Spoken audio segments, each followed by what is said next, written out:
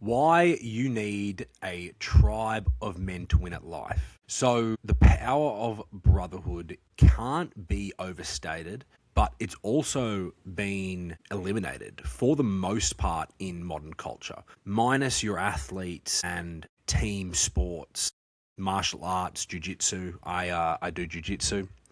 Apart from these places, men's territory has been encroached upon for the past 10, 20, 30, 40, 50 years. And so my hope with this video is that you guys understand how men actually win in life and understanding that something like a brotherhood that modern society has forgotten. Men were never designed to do life alone. For most of human history, men lived, worked, trained, hunted, fought, and built alongside other men. There was a tribe, a brotherhood, a group of men who held each other to a standard. And today that structure has almost completely disappeared. Most young men are now isolated. They spend more time with their phone than they do with other men. They consume content alone. They struggle alone. They try to figure out life alone. And when men develop in isolation, something almost always happens. They drift because without men around who are pushing you to be your best self, it is very easy to lower your standards. We constantly negotiate with our lower self. And that is why brotherhood matters. Not because it feels nice, but rather it will make you stronger. So, let's talk about the lone wolf myth. Now, I will address the benefits of the lone wolf in another video and why I think it is important that you spend some time in the lone wolf archetype. But for today, I kind of want to break down some of the myths around the lone wolf archetype. All right. In another video, I will address it in full. So one of the biggest lies modern culture sells young men is this idea of the lone wolf, the idea that the strongest man is the one who does everything by himself, the man who doesn't need anyone, the man who isolates himself and figures it out. But if you actually look at high-performing men throughout history, that is not how they operate. Elite athletes have teams, special forces operate in units, successful entrepreneurs have networks, kings had councils, great warriors fought alongside brothers. Why? Because when men operate together, something powerful happens. They raise each other's standards. Secondly, men are shaped by their environment. Here is a simple truth about human behavior. You will slowly become the average of the people that you spend the most time around. If your environment is full of men who sleep in late, smoke weed, avoid responsibility, blame the world, chase dopamine all day, eventually that becomes normal to you. But if your environment is full of men who train hard, build businesses, take care of their families, read and learn, push themselves daily, then that becomes your standard. You start thinking differently, acting differently, holding yourself differently. That is the power of environment. Your tribe determines your standards. It's why I run the Apex Order. Link in bio. It is free to join. Check it out. And it's also why I am a part of a men's group myself. I've been coaching men for 9 years. And what I've noticed is that when I put myself into a container, into a brotherhood of other men who are killing it, who are attacking the day, who are up early, they're messaging the group chat, right? It drives you to raise your own standards. I've experienced it firsthand. What happens when you are around other guys? When I was younger, in my teenage years, I grew up playing a lot of sport. It was the same thing there. Once you enter into elite environment, you have no choice as a man but to become elite yourself or they kick you out, okay? And so we now have lost that which was so sacred to men, and that is men's only spaces where we naturally just got access to the brotherhood at the workforce, right? Now women have entered the workplace and we no longer have these places where we naturally gravitated towards other men. We really have to be deliberate and conscious about the fact that, well, do you have a brotherhood? Do you actually have guys that you can go to for support, for accountability? And that takes me to the next point, which is brotherhood creates accountability. One of the biggest reasons men fail to improve their lives is simple. There is no one holding them accountable. When you live alone in your own bubble, it is very easy to lie to yourself. I'll start tomorrow, I'll train next week, I'll quit that habit later.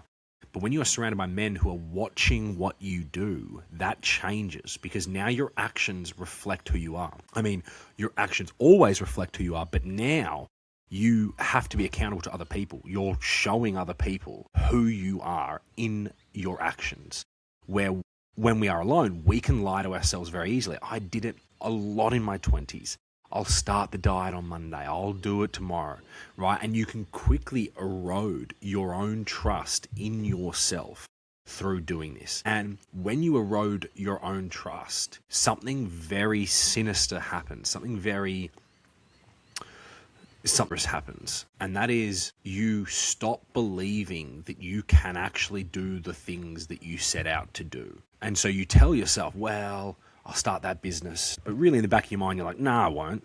Because you have lots of data points of evidence of you lying to yourself. Saying, I'll start the diet tomorrow. I'll do the workout routine tomorrow. I'll make my bed. I'll do the dishes. I'll do this. I'll do that. You erode your own trust in yourself. You have to start to think of yourself as someone that you are trying to help, but also look at yourself through the lens of other people. And so in relation to what I'm talking about here, if you and I are friends and I tell you, hey man, let's meet at the cafe tomorrow at 7 a.m. and 7 a.m. rolls around and I text you and go, hey bro, sorry, slept in, won't be there for, another 30 minutes. But look, let's catch up tomorrow. Okay, let's do it. And you're like, all right, man, no worries. All right. The next day rolls around, 7 o'clock rolls up. Hey bro, where are you? Oh bro, it happened again. I'm still in bed. Can't make it. Sorry. You might do one more of those, but by the third time, you're just done with that guy. You're like, I can't trust this guy. That's in 3 instances. Okay. So think about how many little consistent lies that you tell yourself that will get exposed in a brotherhood. And that is why it's so important to have one. If you say you're going to train and you don't show up, other men notice. If you say you're going to quit something and then you relapse, you have to own it. And this pressure is not negative. It's actually how men grow. Accountability is the strongest forces for personal development. Stop making it harder for yourselves. All right, if you're struggling with certain things, join us in the Apex Order. Find a men's group, find a brotherhood. All right, just make sure it is the right one that is going to work for you and drive these high standards. So it leads into that saying that I love to say, iron sharpens iron. And there's a reason that this old saying exists, right? Iron sharpens iron and one man sharpens another. When 2 blades rub together, friction happens, pressure happens, and that pressure makes both blades sharper. This is exactly what happens with men. When you surround yourself with strong men, they challenge you, they force pressure onto you, they question you, they push you, they expose your blind spots. Sometimes they call you out. Sometimes they tell you the truth that you don't want to hear. But that friction makes you stronger. Without it, you stay comfortable. And comfort rarely, if ever, produces powerful men.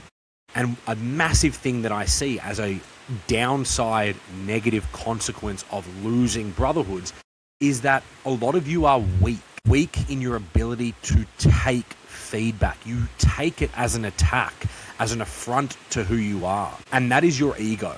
That is your ego holding on to it. Oh, how dare he call me out when his life looks like XYZ. Your friends should be the most honest people in your life. Your friends should be challenging you the most. Your brotherhood should be the ones that you can go to, show up however you are as yourself, and they say, hey, we demand better of you. We can see what you cannot, and we're going to help you carve out the real version of you, not this weak, comfortable, boyish, feminine version of you. Another reason men need tribes is because courage spreads. If one man does something difficult, it gives permission to the others to do the same. Think about it. When you are approaching women, many young men are terrified of it. 45% of young men, 18 to 25, have never approached a woman in public. We are going extinct as a result of this lack of brotherhood, this lack of courage that is bred in these spaces. And so when a group of men get together and one man walks up and starts a conversation, suddenly the others realize it's possible. The same happens with starting a business, training harder, speaking up, taking risks. Courage multiplies in groups. I remember a funny story when I was in Hawaii back in my early 20s. This beautiful, beautiful Russian, I found out she was Russian later, this beautiful, beautiful woman walks past me and I was with a couple of my friends and one of them bumps me. I turn around, I have a look, And something just instinctual, primal came over me. I was like, boys, watch this. And the second I said that, there was this, oh, fuck. Now I have to go and deliver, right? It bred courage in me having my friends around. What did I do? Saw that she put her towel down, 10 meters away. For the Americans, 20, 30 feet or so away. And so I walked over, sat down, introduced myself, I ended up getting a number, and we ended up spending a few days together whilst I was in Hawaii. All right.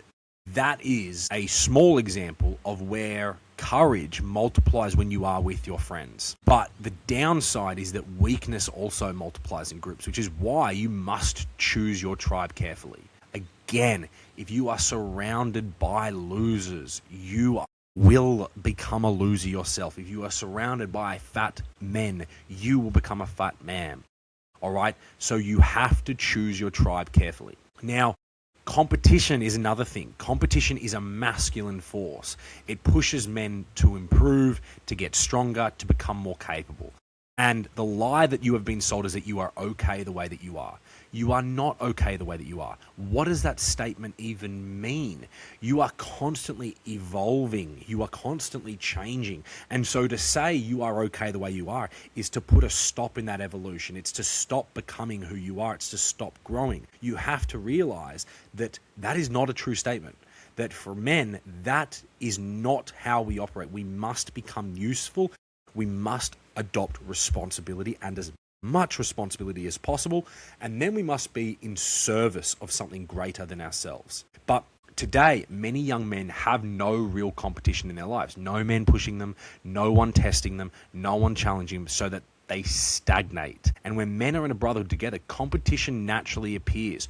Not in the sense that I am trying to compete with my brothers in the brotherhood to be better than them, but rather that friction, that force that you find in the brotherhood, the friction and force that you find in the brotherhood forces you to compete with the version of you yesterday.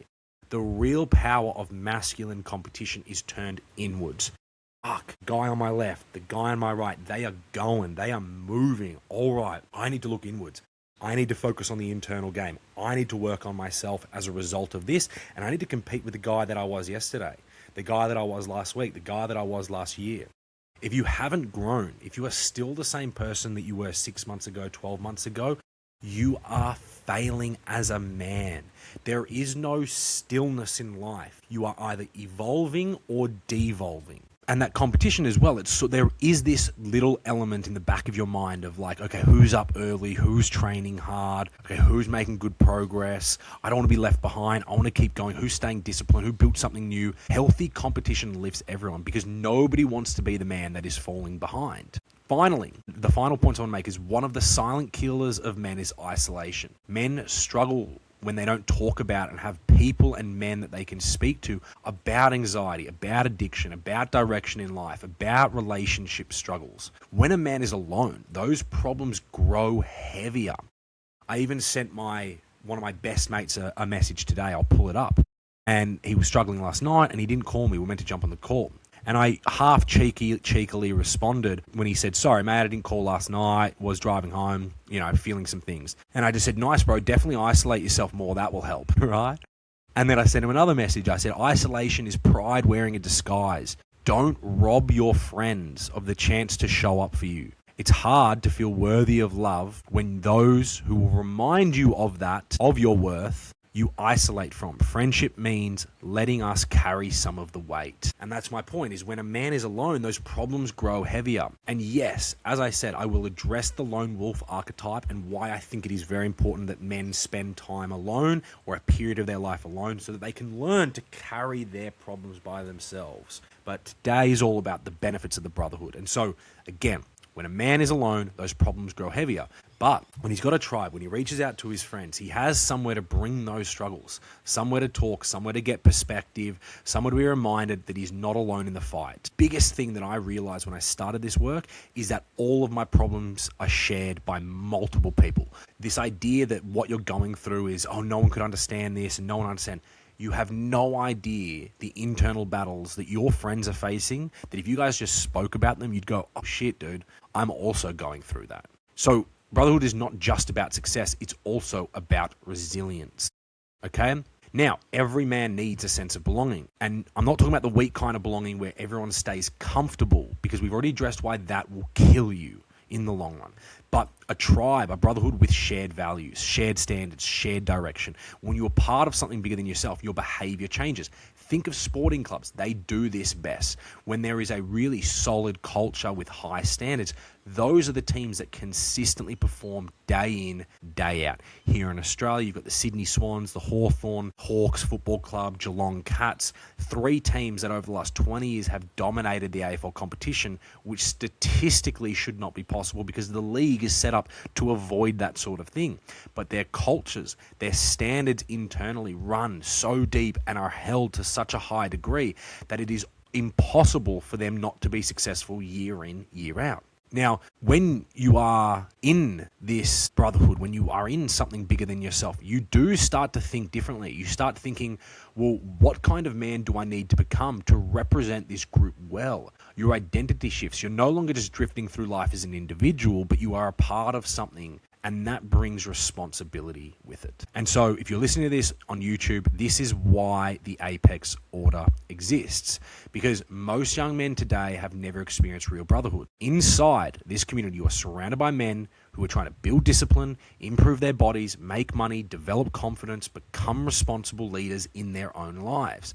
And you're not doing the work alone. I'm in there. I'm doing 2 live calls a week, coaching calls. You can jump on and get real advice from me for about $50 a month. Okay, I charge thousands and thousands of dollars a month for my one-on-one work. And in here, I'm jumping on 2 calls. They are group calls, and you are doing it alongside other men who are pushing themselves. And that changes everything. So if you try to do everything alone, you will grow slowly. You will struggle quietly. You will second guess yourself.